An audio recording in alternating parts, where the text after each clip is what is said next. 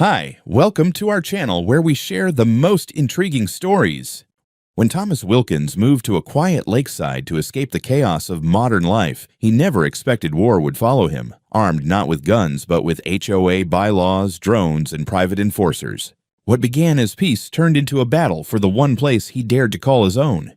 I never planned on becoming the kind of man who talks to pine trees, but living by the lake had a way of making you appreciate anything that didn't talk back, demand compliance forms, or critique the color of your mailbox. My name is Thomas Wilkins, and 3 years ago I did something I never thought I'd pull off. I bought a small slice of land on the northern edge of Lake Merrow, a quiet, deep blue reservoir nestled between slow hills and pines that had been here long before any of us. It took me nearly a decade of freelancing in IT, living like a monk, and turning down every meaningless treat-yourself purchase people my age apparently lived for. I never cared much for clubs or bars or expensive sneakers. I liked quiet. Silence felt like a luxury, one I earned with every late-night bug fix and every client who thought just one small change wouldn't break the entire back end. The land wasn't perfect, but it was mine.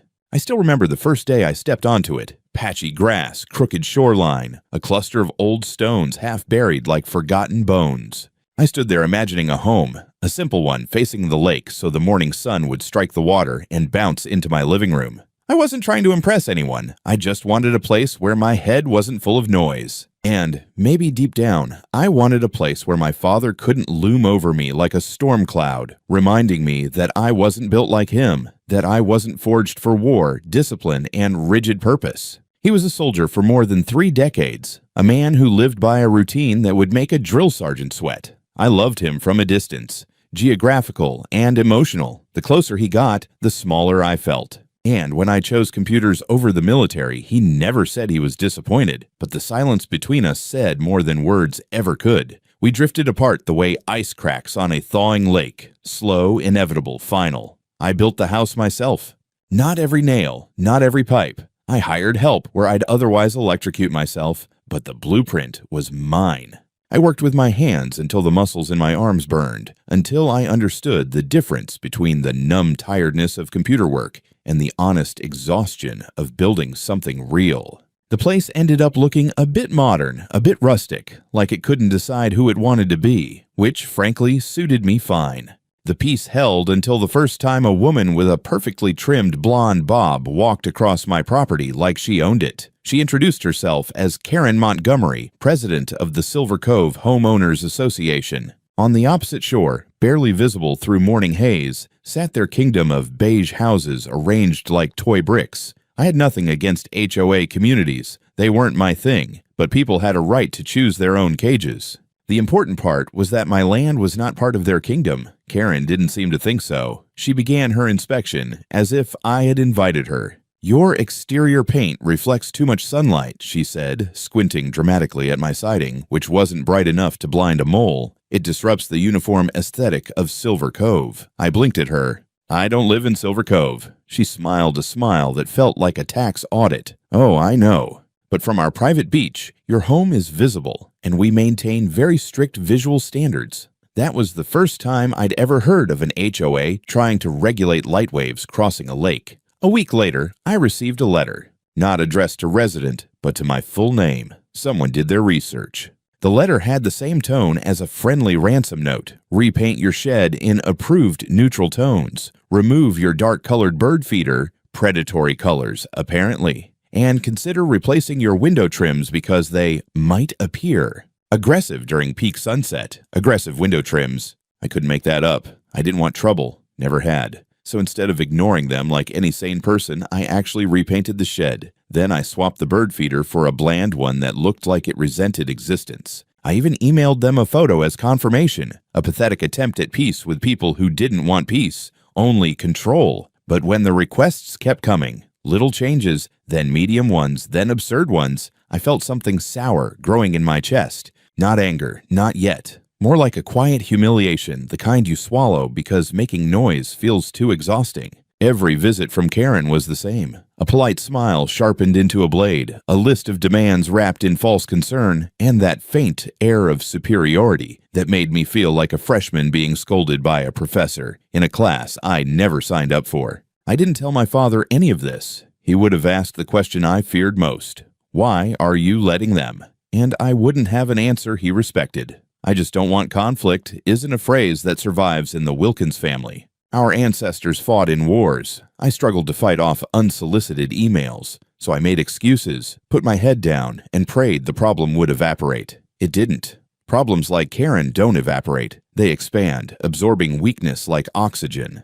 By late summer, I began to feel the tension before I even opened my front door in the mornings. Every day felt like waiting for a test I hadn't studied for. Yet I kept telling myself everything was fine, peaceful, calm, my dream. Back then, I didn't know that nothing attracts predators like the scent of someone desperately trying to avoid a fight, and I had no idea just how far Karen was willing to push. It started with siding, then it was the trim, then the tone of my porch lights. If it sounds insane, that's because it was, but at the time, it didn't feel that way. It felt like reality had slowly bent itself into a shape I didn't recognize, and I was the only one pretending it still looked normal. After Karen's initial visit and the flood of recommendations that followed, I tried to keep things civil. I responded to her emails with sentences that read like hostage letters, carefully worded, cautiously polite, always implying I was open to cooperation without ever admitting guilt. And the thing is, I think she knew exactly what I was doing. That I was trying to play nice to avoid conflict. She could smell it like blood in the water, and that's when she got bold. At first, the requests were framed as neighborhood suggestions, passed down from some committee that, as far as I knew, existed only in her head. Then she started showing up unannounced, standing at the edge of my gravel driveway with her little clipboard and her too white smile, telling me my wild grass was 3 inches too high or that my outdoor chairs disrupted the natural shoreline. Harmony. Once she brought a man with her, a tall guy with a Bluetooth headset and a contractor's tan who looked around my porch like he was assessing a crime scene. She didn't introduce him. They left a printout in my mailbox later that day titled Community Aesthetic Harmony Guidelines, revised for lake visibility. The entire HOA was across the lake. You had to squint to see my house from there. But according to Karen, guests and investors often enjoy a full lakefront view, and it's important that what they see reflects our brand. Our brand. I should have told her to take that brand and stick it where the HOA sun didn't shine, but instead, I told her I'd look into it. And I did. I looked into repainting the chairs. Then I repainted the damn chairs. I kept hoping that compliance would bring peace, like feeding a bear to get it to leave your campsite. But the bear kept coming back, and with every visit, it grew more entitled. One day it was aesthetics. The next, it was noise. Then came a letter claiming that my chimney emitted visible smoke inconsistent with HOA environmental values. I burned cedar logs from a local lumberyard. I hadn't even used the fireplace that week. It was like being gaslit by a corporate sorority. What made it worse was that no one, not a soul from that HOA, ever approached me directly except Karen. She was the tip of the spear. The rest were cowards hiding behind bylaws and communal interests. Sometimes I'd see silhouettes on the other side of the lake, people standing on their sterile little beach, arms crossed, staring. I tried to convince myself it was paranoia. It wasn't. One morning I noticed a drone buzzing near my roofline. I stood on the porch, blinking into the rising sun, and saw it hovering, tilting slightly as if taking footage. I shouted, waved it off, even threw a rock that didn't come close. It zipped away toward Silver Cove like a roach into a crack. That was the day I started keeping a log. Every visit, every letter, every weird car parked on the edge of my access road. I didn't even know who I was becoming. Paranoid.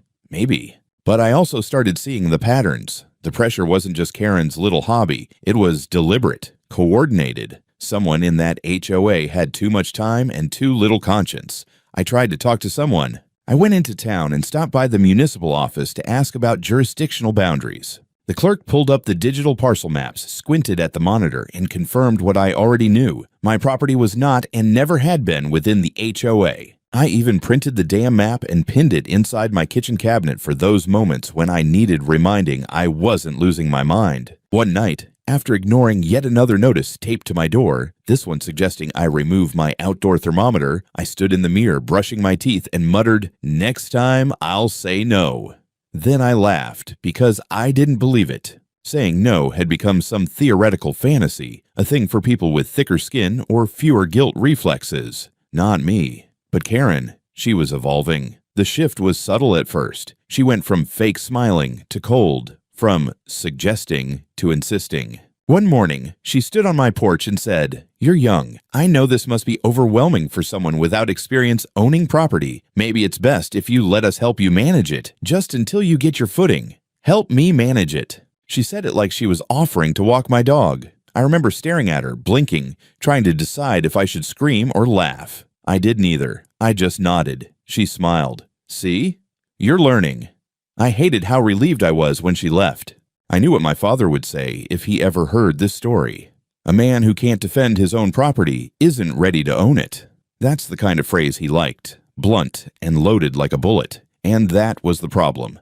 I wasn't ready to own it. Not in his eyes. Maybe not in mine either. Still, I tried to claw back some dignity. I changed the locks. I installed a cheap camera by the driveway and pointed it at the front gate. I didn't know what I was protecting myself from.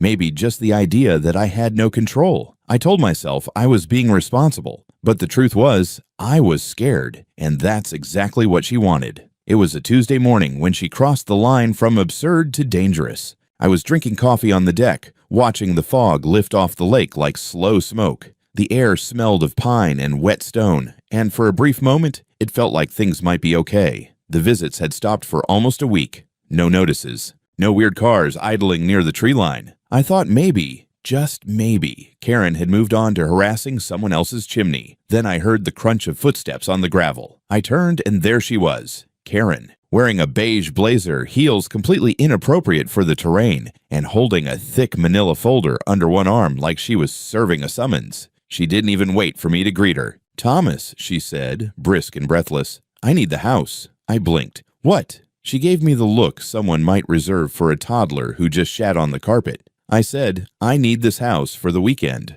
We're hosting investors from 2 out-of-state development firms, and this location offers optimal shoreline presentation. The main lodge is being renovated, so this property is the best available option." I stared at her. "You want to borrow my house?"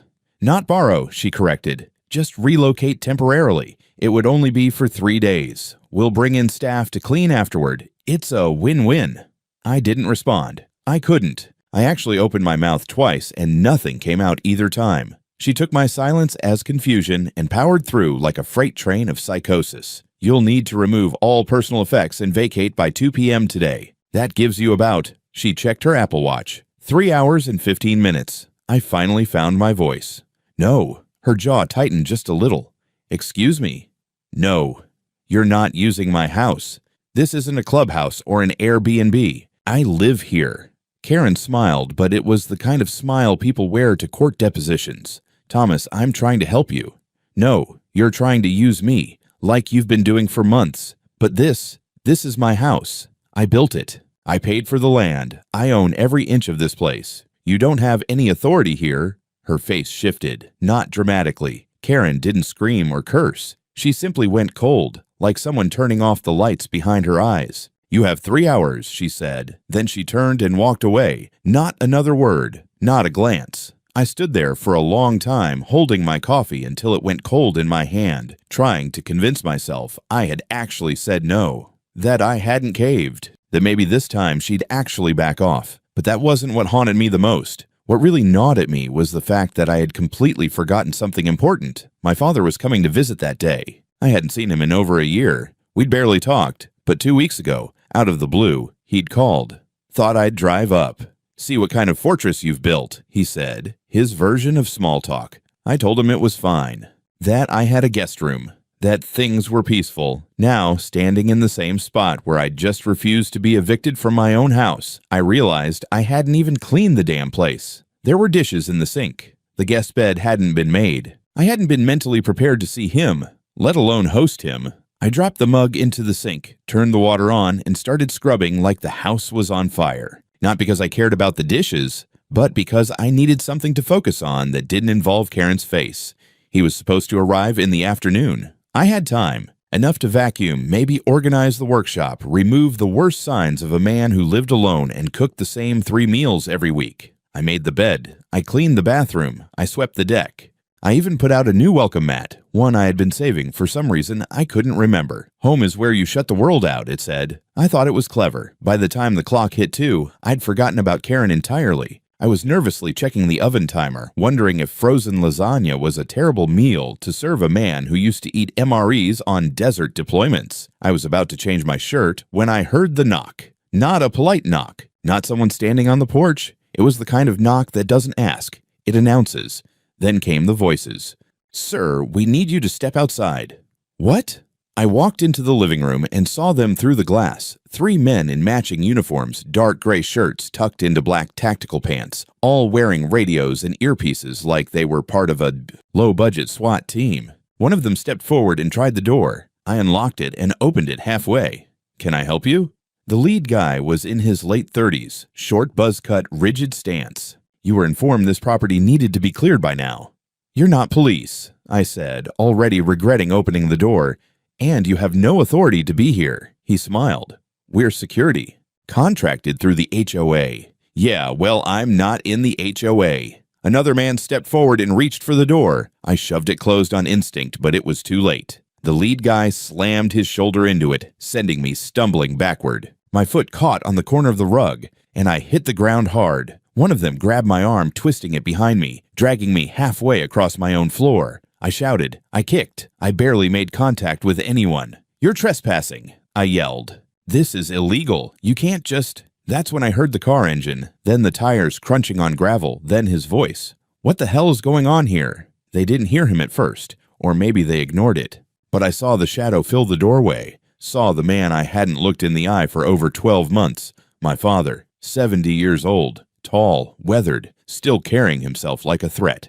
The guy holding my arm barely had time to turn before my father's elbow met his temple. He collapsed like a sack of laundry. The second guy lunged, and my father sidestepped, swept his leg, and dropped him flat with a hard thud. The third one backed up, hand reaching for something at his belt, but my father didn't wait. He moved like muscle memory, closed the distance, yanked the radio from the guy's chest, and punched him square in the throat. Not hard enough to kill, just hard enough to end the conversation. All 3 were groaning on the floor, one of them coughing, another trying to crawl away. My father knelt beside me, checking my arm. "You good?" he asked, voice steady, cold. I nodded. "Yeah, I think." He stood up, pulled his phone from his pocket, and called 911. "This is Roy Wilkins. I need sheriff's deputies out at Lake Marrow, North Edge. 3 men just broke into my son's house and assaulted him. I've detained them." Pause. "Yes, I'm armed. No, I haven't discharged it. I'm former military. I know the law." He hung up and looked around the room, then down at the unconscious men. "Looks like you got yourself some company," he said dryly. I didn't laugh, but for the first time in months, I felt like I wasn't standing alone. The deputies arrived 15 minutes later. I don't know what I expected. Sirens, a rush of officers spilling out of cruisers with their hands hovering over holsters. But instead, 2 patrol cars pulled in slowly, almost cautiously, as if they weren't sure whether this was a break-in or a community theater rehearsal gone horribly wrong. The lead officer stepped out and looked around at the scene. 3 groaning men on my living room floor, a toppled lamp, my dad standing over them with his arms crossed like this was just another Tuesday. I was sitting on the couch, holding an ice pack against my shoulder and wondering if I'd just witnessed a felony or a therapy session. "Mr. Wilkins?" the deputy asked, glancing between me and my father. "That's me," my dad replied. The deputy blinked. "And the homeowner?" I raised my hand like a confused student. "Yeah, that's me. I live here." He gave a slow nod, clearly recalibrating the situation in his head. "You want to tell me what happened here?" I did. As calmly and clearly as I could, I told him about the months of pressure from the HOA, how Karen had tried to commandeer my house like it was a damn conference room, how these 3 broke in after I said no, and how they physically assaulted me. While I spoke, my father paced slowly behind the officers, occasionally pointing to scuff marks on the door or where the handle had been bent. He wasn't trying to help with the report. He was documenting, cataloging. The man might have retired from the military, but apparently the military had not retired from him. The officers separated the three intruders who were now sitting upright, looking less brave and more nauseous. One of them, a square-jawed guy with thinning blonde hair, kept muttering something about authorized security measures and temporary relocation enforcement. Temporary what? The officer asked. He held up a laminated card from his shirt pocket. We're with Civic Shield, private security contracted by Silver Cove HOA. Are you law enforcement? The deputy asked. No, but we're licensed for... Then you had no right to enter this property. The deputy cut him off. The buzz cut guy, the one who'd twisted my arm earlier, spoke up then. We were given explicit instructions by the HOA president. Said the house was scheduled for temporary occupation due to planned events. We had authority. My father barked a short, bitter laugh from across the room. Authority? You're standing in a house not under your jurisdiction, with your asses handed to you by a 70-year-old. You think that's what authority looks like? One of the officers raised a hand. Let's keep it civil. My dad leaned against the wall and crossed his arms. I'm being plenty civil. I didn't break their bones. I gave the officer a copy of my deed, the parcel map, and the correspondence I'd saved. I showed him the HOA boundary, clearly ending at the lake's edge, and the legal confirmation that my property was outside their reach. The officer called it in. 10 minutes later, dispatch confirmed. My land was not, and never had been, part of the HOA. The deputies cuffed all three of the intruders. You're being placed under arrest for unlawful entry, assault, and battery, one of them said. Wait, Buzzcut snapped. You can't. The officer didn't even look at him. You'll have a chance to explain everything to the judge. But this is a criminal matter now, not HOA policy. They were marched out one by one, and my father watched them like a hawk. He hadn't sat down once. When they were gone, the officer came back in and looked at me. You should consider filing a civil complaint. These guys don't just get to rough you up and walk away from it. I plan to, I said. My voice sounded steadier than I felt. He nodded. And I'd recommend a formal restraining order against the HOA, or at least their president. Yeah, I said. Her name's Karen Montgomery. He blinked. That Karen, Jesus. She's a piece of work. My dad looked over. You know her? The officer gave a vague shrug. Let's just say you're not the first homeowner to complain. I gave my statement, then signed the incident report. The officers left me with a case number and a card for the county prosecutor's office. After they drove off, the house was eerily quiet. My coffee was cold. The lasagna was still in the oven, burnt to a crisp. I sat on the floor for a while, staring at the spot where I'd been dragged, feeling like someone had pulled the pins out from under reality. My father, of course, didn't collapse into introspection. He started picking up the room. Your perimeter's weak, he said, folding the rug back into place. Too many soft entries. You've got sightlines from the lake, no camera coverage on the east side, and no warning systems. Easy target. I didn't think I needed a defense grid, I said. He glanced at me. Now you do. I didn't argue. He spent the next hour walking the property with me, not saying much, occasionally pointing to things, where to install motion sensors, which windows needed better locks, what kind of gravel made for noisier foot traffic. At one point, I stopped him. You don't have to do this. He looked at me. You're my son. He didn't say it with warmth. He said it like a fact, like gravity, like something that didn't need elaboration. That night, we sat on the back deck. The air was cool, full of crickets and the soft lap of lake water. My shoulder throbbed, but I didn't care. I had a beer in my hand, a blanket across my lap, and the man I'd spent my whole life trying to impress sitting beside me without judgment. He didn't lecture me, didn't ask why I hadn't fought back sooner. He just watched the lake. Civic Shield, he muttered finally. I've heard of them. What do you mean? They're scabs, outfit made up of washouts and ex-cops who can't hack real law enforcement anymore. Hired muscle for rich people with HOA power complexes.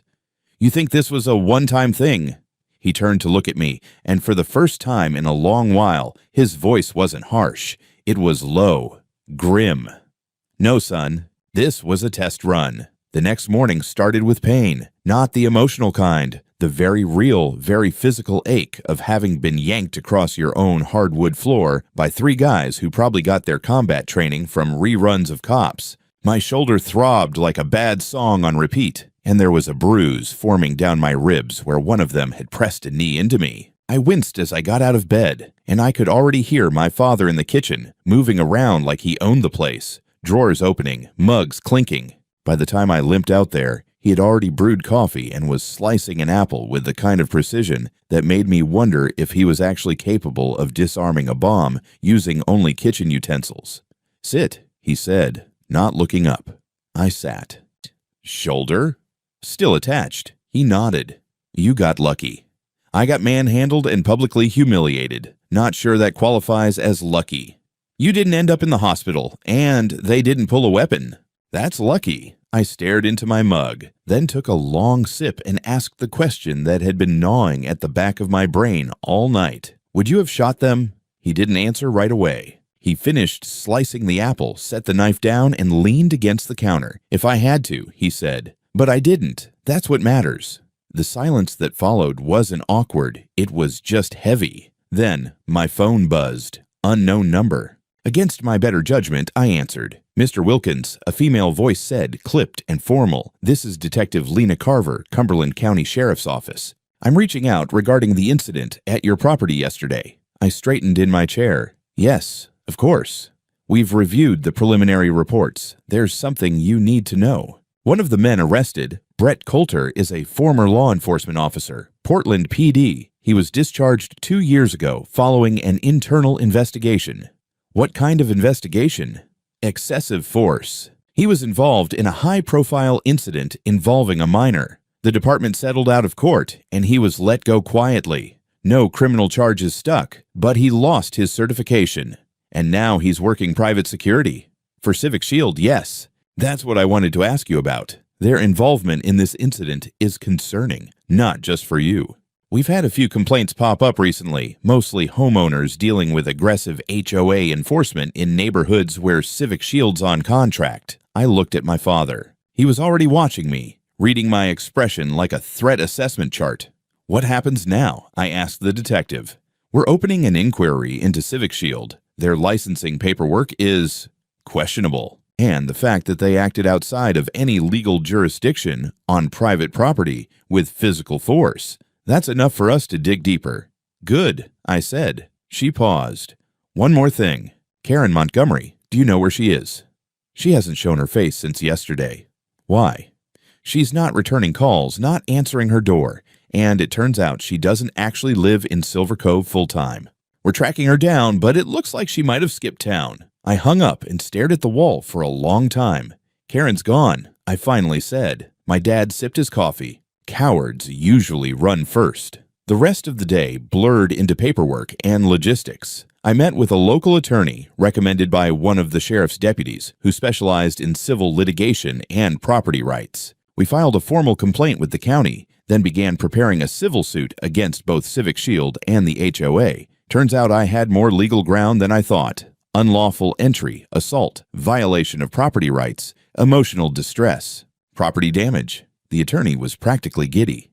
HOA cases don't usually carry this kind of heat. This one, it's going to blow up, especially with Coulter's record. I told him about the drone, the letters, the suggestions that escalated into demands, the folders, the unannounced inspections, the language in the emails that sounded professional but felt like psychological warfare.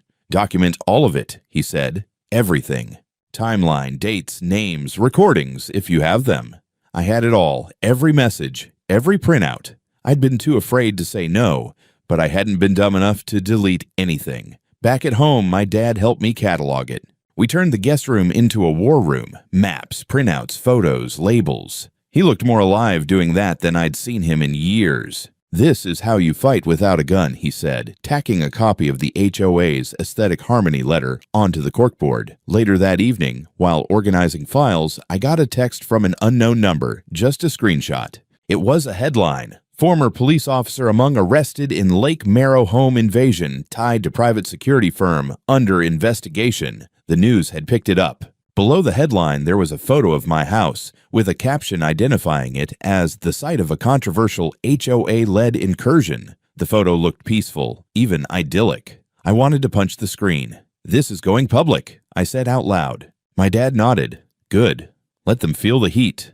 I stood on the porch that night and looked out across the lake. The lights on the other side twinkled like a polite suburb trying to act innocent.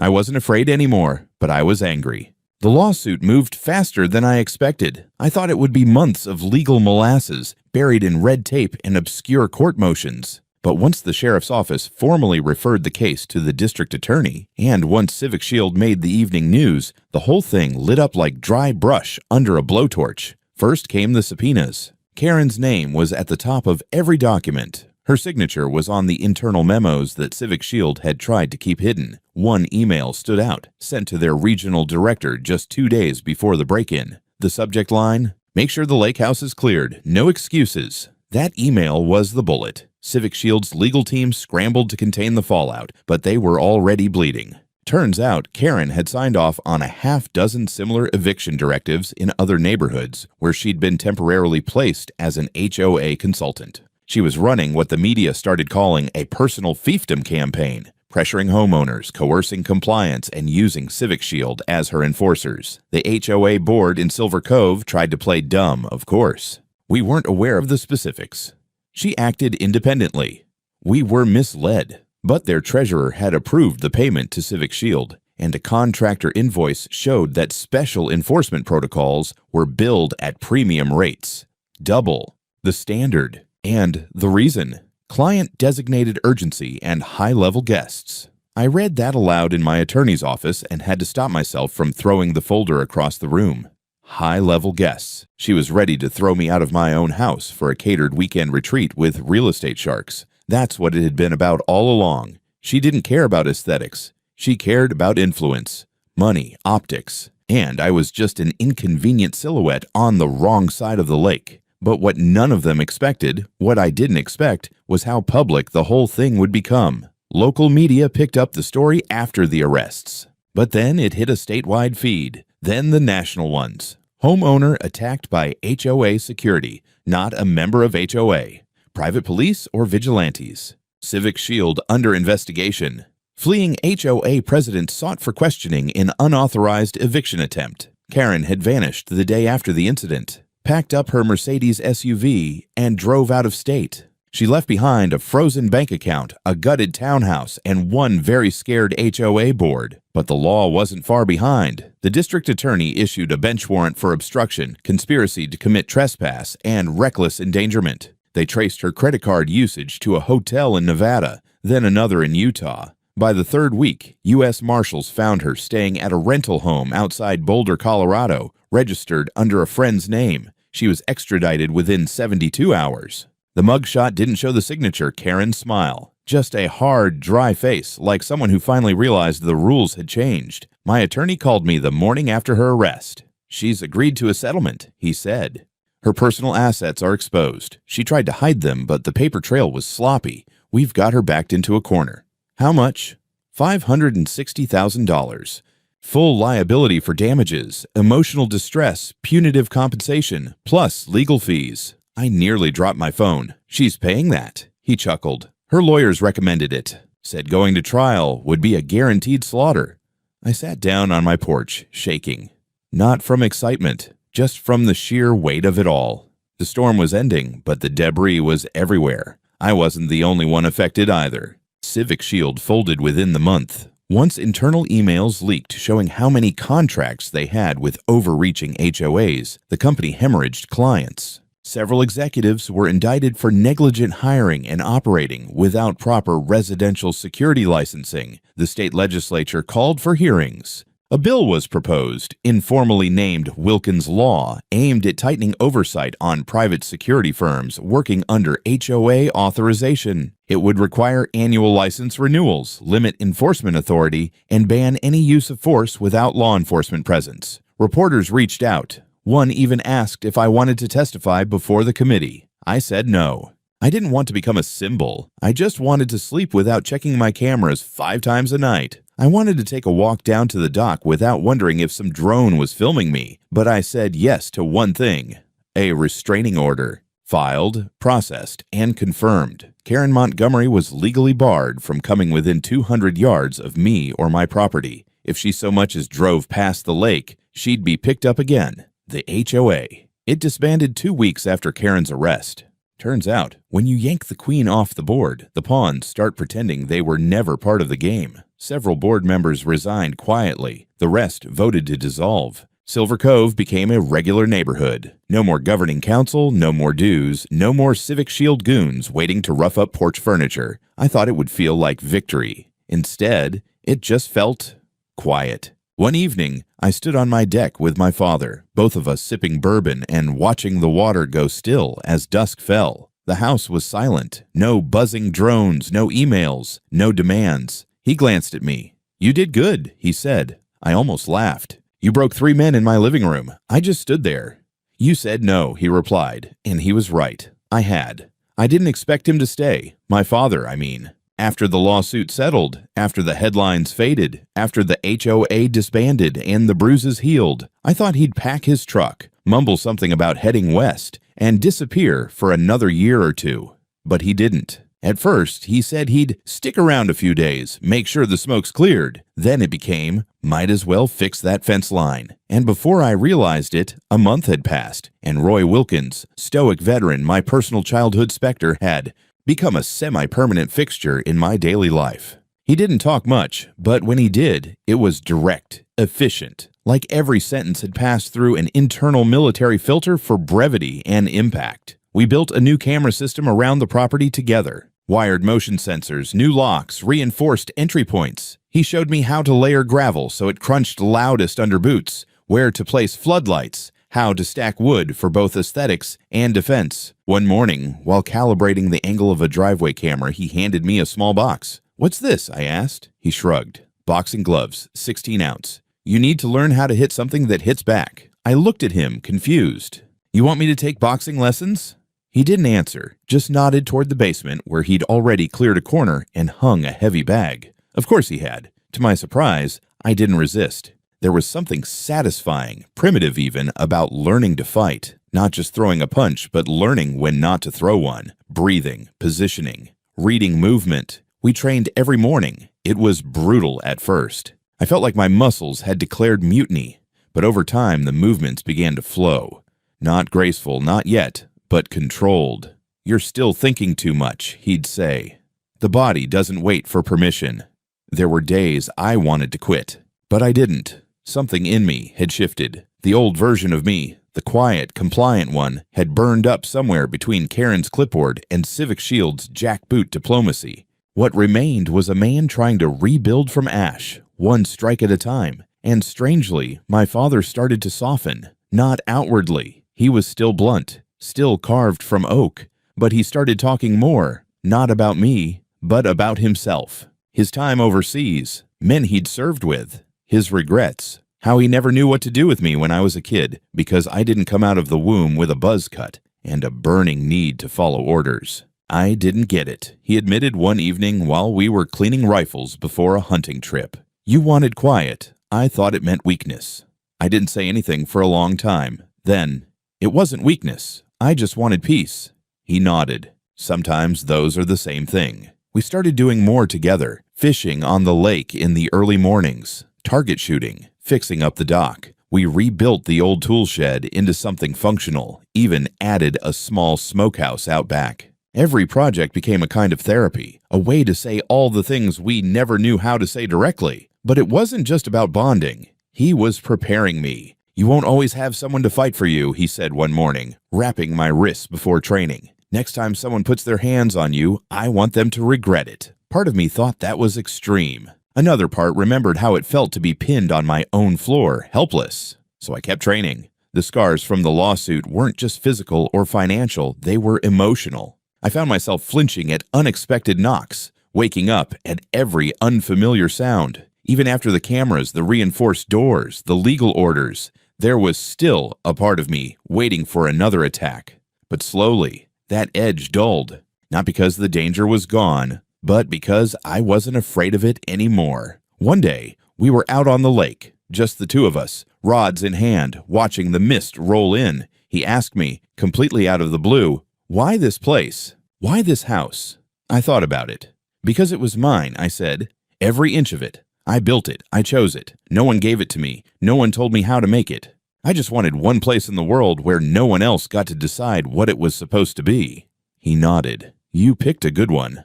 The moment passed in silence. but it hung in the air between us like a flag finally planted in neutral ground. No judgment, no competition, just mutual recognition that we were two very different men, both scarred by the same world, trying to live in it the best way we knew how. Later that week, I took down the "Home is where you shut the world out" mat and replaced it with one that said, "No soliciting, no HOA, no exceptions." My dad laughed when he saw it. "You're learning," he said. The lake was quiet again.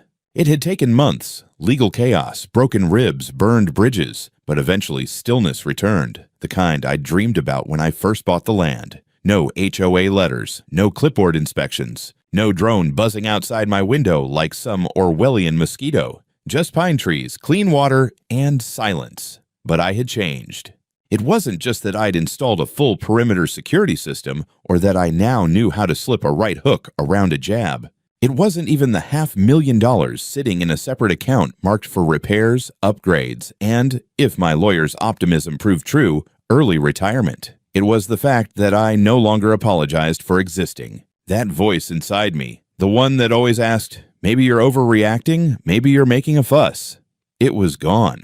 Or at least quieter. I'd seen what happened when you kept your head down, hoping bullies would just lose interest. They didn't. They escalated. Until someone made them stop. Karen Montgomery pled guilty to multiple charges. She gave a remorseful press statement that probably cost more to draft than my entire property's original value. A lapse in judgment, she called it. A misinterpretation of authority. The internet had a field day with that one. She was sentenced to house arrest, fined into oblivion, and barred from working with any HOA, real estate group, or security contractor for a decade. No one wanted her anymore, not the investors, not the board, not even Civic Shield, what was left of it, wanted to admit they'd ever known her. But they hadn't been the real enemy. The real enemy was the idea that compliance buys peace. That if you just bend a little more, if you repaint your shed, if you smile through your gritted teeth, everything will settle down. It doesn't. And it never will. You don't get peace by asking for it. You build it. You claim it. And when someone tries to take it, you fight, not with fists unless you have to, but with truth, with law, with every ounce of spine you can scrape together. And then you fight again if you have to. One morning, I got a knock on the door. It wasn't Karen, or lawyers, or security thugs. It was a kid. Couldn't have been more than 20, maybe a local college student doing a summer internship. She introduced herself as part of a community outreach program started after the HOA fallout, a post-HOA neighborhood alliance, trying to bring people together without the paperwork, without the power trips. She handed me a flyer for a community bonfire. "We just want neighbors to know each other again," she said. I almost turned her down out of habit, but then I remembered what my dad had said when he left the week before. Don't just build walls, build allies. So I took the flyer. Later that week, I went. It was awkward at first, people unsure how to act now that no one was handing out warnings for having the wrong flowers in their garden. But after a while, the beers came out, the fire crackled, and someone brought out a guitar. I stayed longer than I expected, and when someone asked me about that HOA thing, I didn't launch into a monologue. I just shrugged and said, "They picked the wrong house." That got a laugh. I still fish every morning, still work on the house. Still train, even if the heavy bag's getting softer by the week. And once a month, my dad drives in from the foothills. We grill steaks. We talk like people who were once strangers but found common ground in blood and bruises. Sometimes we even say we're proud of each other, not directly, of course. Usually it's something like, "Not bad for a civilian," or "You swing that axe better than last time." But I hear it. I feel it. This place, this house, it's not just land and lumber anymore. It's a line in the sand, and I'll never let anyone cross it again.